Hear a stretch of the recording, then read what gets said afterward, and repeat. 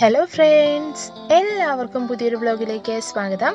ഇന്ന് ഞാൻ നിങ്ങളുടെ മുമ്പിലേക്ക് ഒരു ഹൽവയുടെ റെസിപ്പിയുമായിട്ടാണ് വന്നിരിക്കുന്നത്. നമ്മുടെ നേന്ത്രപ്പഴം വെച്ചുള്ള ഒരു ഹൽവയുടെ റെസിപ്പി. അപ്പോൾ നമുക്ക് ഇതെങ്ങനെയാണ് തയ്യാറാക്കി എടുക്കുന്നതെന്ന് നോക്കാം.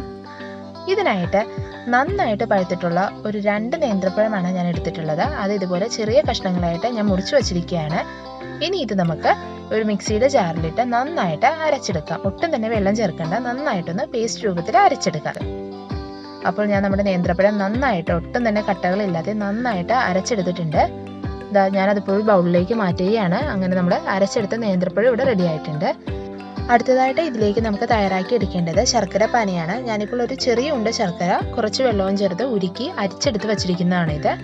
അപ്പോൾ നമുക്ക് ഈ ഹൽവ എങ്ങനെയാണ് തയ്യാറാക്കി എടുക്കുന്നതെന്ന് നോക്കാം. അതിനായിട്ട് ഞാനൊരു പാൻ ചൂടാക്കാനായിട്ട് വച്ചിട്ടുണ്ട്. പാൻ നന്നായിട്ട് ചൂടായി വരുമ്പോൾ നമുക്കതിലേക്ക് ഏകദേശം ഒരു 2 ടേബിൾ സ്പൂണോളം നെയ്യ് ഒഴിച്ചു കൊടുക്കാം.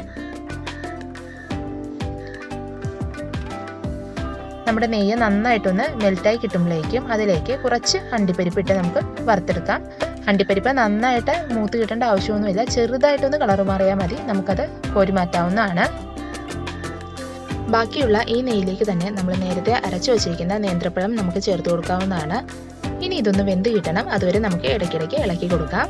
ഒരുപാട് സമയമൊന്നും വേണ്ട, ഒരു 5 മിനിറ്റ് കഴിയുമ്പോൾ തന്നെ ഇത് വെന്ത് കിട്ടുന്നതാണ്. അതുവരെ നമുക്ക് ഇടയ്ക്കിടയ്ക്ക് ഇളക്കി കൊടുക്കാം. ഇപ്പോൾ നമ്മുടെ നേന്ത്രപ്പഴം വെന്ത് കിട്ടിയിട്ടുണ്ട്. ഇനി ഈ സമയത്ത് നമ്മൾ നേരത്തെ എടുത്തു വച്ചിരിക്കുന്ന ശർക്കര പാനി ഇതിലേക്ക് ചേർത്ത് കൊടുക്കാവുന്നതാണ്. അതും കൂടി ചേർത്ത് ഇതൊന്ന് യോജിപ്പിച്ചു കൊടുക്കാം. കുറച്ച് നേരം ഒന്ന് ഇളക്കി കഴിയുമ്പോൾ തന്നെ ഇതിലെ കട്ടകളെല്ലാം ഉടഞ്ഞ് നല്ല പേസ്റ്റ് രൂപത്തിലായി കിട്ടുന്നതാണ് നമുക്ക്. ഇപ്പോൾ നമ്മുടെ ശർക്കര പാനിയും നേന്ത്രപ്പഴവും കൂടി നന്നായിട്ട് യോജിച്ച് കിട്ടിയിട്ടുണ്ട്. ഇനി ഇതൊന്ന് തിളച്ച് കിട്ടണം, അതുവരെ നമുക്ക് വെയിറ്റ് ചെയ്യാം. അങ്ങനെ നമ്മുടെ കൂട്ട് തിളച്ച് തുടങ്ങിയിരിക്കുകയാണ്. ഇനി ഇതൊന്ന് കുറുകി കിട്ടണം, അതുവരെ നമുക്ക് ഇളക്കി കൊടുക്കണം. ഇടയ്ക്കിടയ്ക്ക് ഇളക്കി കൊടുക്കുക, അടിയിലൊന്നും പിടിക്കാതെ സൂക്ഷിക്കുക. അങ്ങനെ നമ്മുടെ കൂട്ട് ചെറുതായിട്ട് കുറുകി തുടങ്ങിയിട്ടുണ്ട്. ഇനി ഈ സമയത്ത് നമുക്ക് 1 ടീസ്പൂൺ നെയ്യ് ചേർത്ത് കൊടുക്കാവുന്നതാണ്. അതും കൂടി ചേർത്ത് നമുക്ക് നന്നായിട്ട് യോജിപ്പിച്ചെടുക്കാം.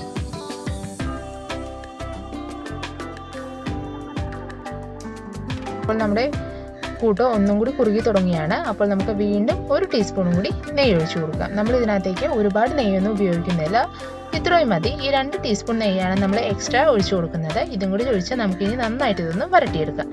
ഒട്ടും തന്നെ പാനിലൊന്നും പിടിക്കാതെ നന്നായിട്ട് കുറുകി കിട്ടുന്ന സമയം വരെ നമുക്കിതൊന്ന് ഇളക്കി കൊടുക്കാം.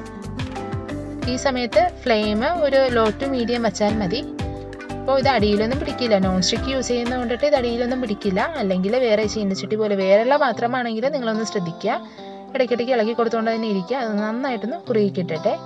ഇപ്പോൾ നമ്മുടെ നേന്ത്രപ്പഴം അത്യാവശ്യം ഇങ്ങനെ കുറുകി തുടങ്ങിയിട്ടുണ്ട്. ഇനി ഈ സമയത്ത് നമുക്ക് നേരത്തെ വറുത്ത് വെച്ചിരിക്കുന്ന അണ്ടിപ്പരിപ്പും കൂടി ചേർത്ത് യോജിപ്പിച്ചെടുക്കാവുന്നതാണ്.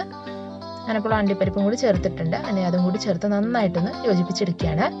അങ്ങനെ നമ്മുടെ ഹൽവയുടെ ബാറ്റർ ഇവിടെ റെഡി ആയിട്ടുണ്ട്. കണ്ടല്ലോ, നമ്മുടെ പാനിലൊന്നും ഒട്ടിപ്പിടിക്കാതെ തന്നെ കിട്ടി തുടങ്ങിയിട്ടുണ്ട്. ഇതാണ് അതിൻ്റെ പാകം. നമ്മുടെ പാനിൽ ഒട്ടും തന്നെ ഒട്ടിപ്പിടിക്കാതെ നമ്മുടെ ബാറ്റർ റെഡിയായി കിട്ടിയിട്ടുണ്ട്. ഇനി ഇത് നമുക്ക് ഒരു പാത്രത്തിലേക്ക് ഒഴിച്ചു മാറ്റാവുന്നതാണ്. ഞാനിപ്പോൾ ഇവിടെ ഒരു കേക്ക് ടിന്നിനകത്താണ് ഒഴിക്കുന്നത്. അതിനകത്ത് കുറച്ച് നെയ്യ് പുരട്ടിയിട്ടുണ്ട്. പിന്നെ ഡെക്കറേഷന് വേണ്ടിയിട്ട് കുറച്ച് അണ്ടിപ്പരിപ്പും കൂടി വിതറിയിട്ടുണ്ട്. അതൊക്കെ ഓരോരുത്തരുടെ ഇഷ്ടമാണ്. അതിനുശേഷം നമുക്ക് നമ്മുടെ ഹൽവയുടെ ബാറ്റർ ആ പാത്രത്തിലേക്ക് മാറ്റാവുന്നതാണ്. എന്നിട്ട് ഇതുപോലെ ഒരു സ്പൂണിൽ നെയ്യ് ചേർത്ത് നമുക്ക് തടവി കൊടുത്ത് കറക്റ്റ് ലെവലിലാക്കി എടുക്കാം. അപ്പോൾ ഞാനിവിടെ നമ്മുടെ ഹൽവ നന്നായിട്ട് ലെവൽ ചെയ്തെടുത്തിട്ടുണ്ട്. ഇനി ഇത് ചൂടാറാനായിട്ട് വെയിറ്റ് ചെയ്യാം. അതിനുശേഷം നമുക്കിതൊരു സർവിംഗ് പ്ലേറ്റിലേക്ക് മാറ്റാം. ഇപ്പോൾ നമ്മുടെ ഹൽവയുടെ ചൂടൊക്കെ നന്നായിട്ട് ആറിക്കിട്ടിയിട്ടുണ്ട്. ഞാനതൊരു സർവിംഗ് പ്ലേറ്റിലേക്ക് മാറ്റിയിരിക്കുകയാണ്.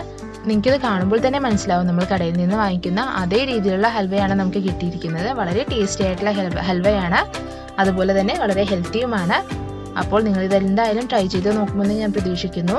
അതോടൊപ്പം തന്നെ നിങ്ങൾ ആരെങ്കിലും ഈ ചാനൽ ആദ്യമായിട്ടാണ് കാണുന്നതെങ്കിൽ സബ്സ്ക്രൈബ് ചെയ്യാൻ മറക്കരുത്. ഒപ്പം തൊട്ടടുത്തുള്ള ബെല്ലൈക്കൻ കൂടി എനേബിൾ ചെയ്ത് കൊടുക്കുക. അതുപോലെ വീഡിയോ ഇഷ്ടപ്പെടുകയാണെങ്കിൽ ലൈക്കും ഷെയറും കമൻറ്റും ഒക്കെ ചെയ്യുക. അപ്പോൾ നമുക്ക് വീണ്ടും കാണാം. Take care, by.